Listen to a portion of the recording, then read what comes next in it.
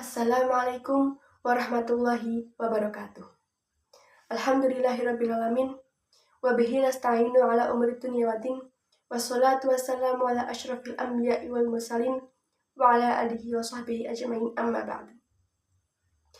Puji syukur kita panjatkan atas kehadirat Allah Subhanahu wa Ta'ala yang telah memberikan kita nikmat iman dan kesehatan hingga saat ini. Salawat serta salam tak lupa kita curahkan kepada Nabi kita, Nabi Muhammad Sallallahu Alaihi Wasallam, yang kita nantikan syafaatnya di yaumil akhir. Amin, amin ya rabbal alamin. Pada kesempatan kali ini, saya akan menyampaikan kultum bertema menjaga waktu dan pergaulan di era digital.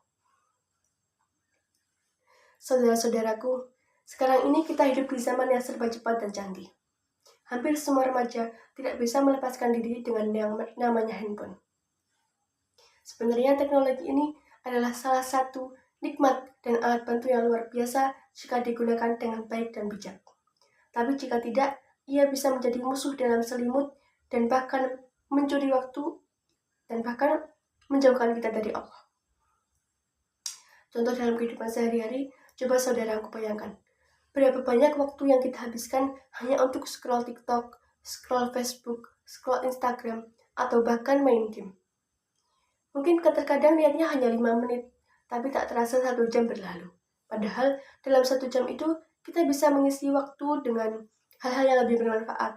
Contohnya seperti membantu orang tua, belajar, atau bahkan jika kita membaca Al-Quran pun kita sudah mendapat beberapa halaman. Rasulullah SAW bersabda, "Ni'matani maqbunun fihima katsirun minan nas, as-sihhatu wal faragh." Ada 2 kenikmatan yang banyak manusia tertipu, yaitu nikmat sehat dan waktu senggang. Artinya, banyak sekali orang-orang yang menyesal ketika dia sudah kehilangan waktu dan kesehatan. Padahal 2 nikmat ini sangat-sangat sekali berharga, teman-teman. Selain waktu, tantangan lain bagi anak muda zaman sekarang adalah pergaulan. Media sosial memang membuat kita mudah berinteraksi dengan siapa saja, bahkan dari jarak jauh sekalipun. Namun, tidak semua membawa kepada kebaikan. Bisa membuat kita lalai dan terjerumus ke hal-hal yang dilarang agama. Beberapa minggu lalu sempat viral juga di media sosial, teman-teman. Ada wanita yang tidak berpakaian, tapi dia berjilbab dan membawa Al-Quran, serta dia meludahkan Al-Quran. Itu salah satu pergaulan yang tidak patut dicontoh, dan entah apa yang di benaknya, kenapa dia melakukan itu, atau karena dia ingin viral juga bisa jadi, dan itu salah satu penistaan agama. Rasulullah SAW bersabda, "Ar-rajulu ala dini khalilihi falyanzur ahadukum." Yang artinya, seseorang itu tergantung pada agama temannya. Maka hendaklah salah satu di antara kalian memperhatikan siapa yang menjadi temannya. Hadis riwayat Abu Dawud dan At-Tirmizi. Artinya, kita harus memilih-milih dalam berteman, saudaraku, yang bisa mengingatkan kita kepada Allah, bukan malah maksiat.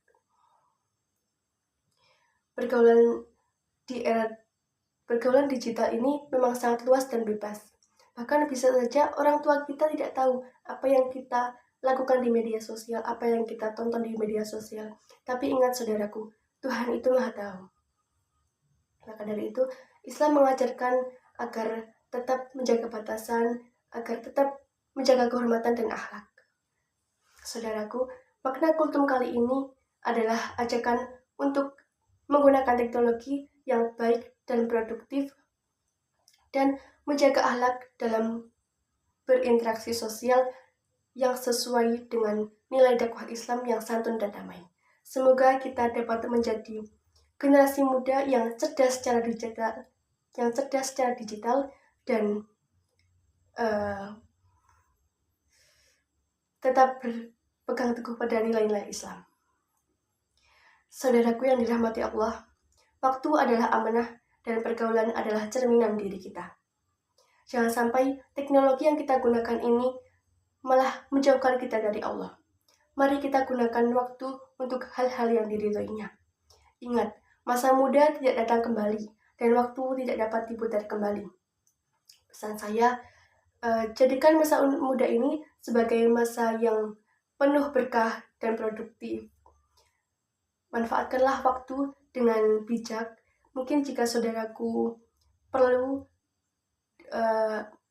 supaya lebih bisa memanfaatkan waktu, bisa dijadwalkan kegiatan untuk esok hari. Terus pilih juga teman-teman yang mengajak kita selalu menuju ke jalan Allah. Jadikanlah teknologi ini sebagai sarana dakwah, bukan untuk tempat dosa. Dan yang terakhir, jaga keseimbangan antara dunia dan akhirat. Demikian yang dapat saya sampaikan. Kurang lebihnya mohon maaf. Semoga bermanfaat bagi teman-teman semua. Terima kasih atas perhatiannya. Akhirul kalam, wassalamualaikum warahmatullahi wabarakatuh.